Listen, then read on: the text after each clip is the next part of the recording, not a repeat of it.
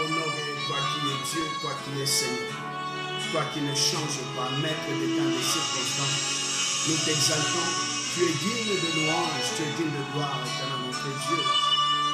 Reçois l'honneur, la louange, toi qui es le commencement à la fin de toutes choses. Nous t'exaltons, nous t'élevons, nous t'honorons. À toi seul l'honneur, à toi seul la magnificence. Gloire à toi, notre Dieu. La stabla alishkaïde, la sobra ala samondo kaïda, tel que l'or. Merci Seigneur, tu es digne. Reçois l'honneur et la louange. Merci Seigneur pour ce moment merveilleux que tu nous donnes. Merci Seigneur pour ces temps confortables que tu nous donnes, afin que nous puissions t'exalter, te louer, t'honorer et te dire merci pour toutes les choses. Car il est dit écrit dans ta parole, rendez grâce à toutes les choses. Car c'est la volonté de Dieu à votre grâce. Dans le nom de Jésus-Christ. Merci notre Dieu. C'est avec action de grâce que nous venons ici de prier et d'adorer notre Seigneur Jésus. Au nom de Jésus-Christ. Amen. Bonsoir, bonsoir. Heureux de vous savoir nombreux pour suivre cette vidéo. Nous voulons partager quelque chose selon la parole de Dieu, selon ce que le Seigneur nous a mis à cœur ce soir, pendant ces temps, pendant ce moment difficile. Je m'appelle Joseph Kabea, je suis pasteur à l'AFM Saint-Nicette pour la section française. Voilà, nous avons prévu un message, un court message qui s'intitule « Les temps difficiles ». Lorsque vous lisez Ecclésiaste chapitre 3, le premier verset, il dit « Il y a un temps pour tout, il y a un temps pour toutes choses sous le soleil, ou sous les cieux si vous voulez. Il y a un temps pour tout. » Je dirais déjà que ces temps difficiles, c'est un temps de prière.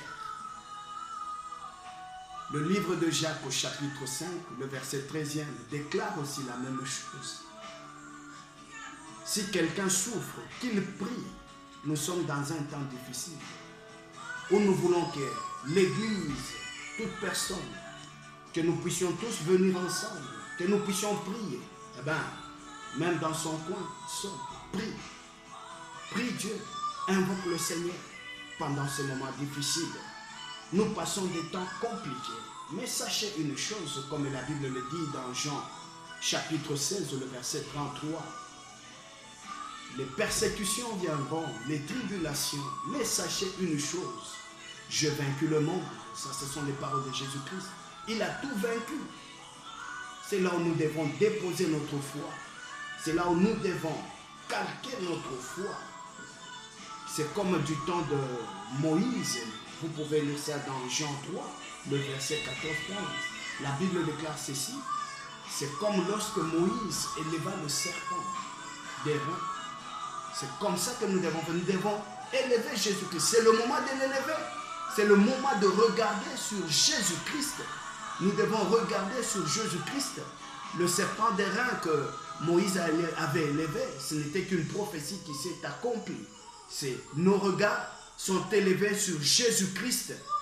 Quel que soit le temps, quel que soit le moment, quelle que soit la circonstance, nous regardons sur Jésus-Christ.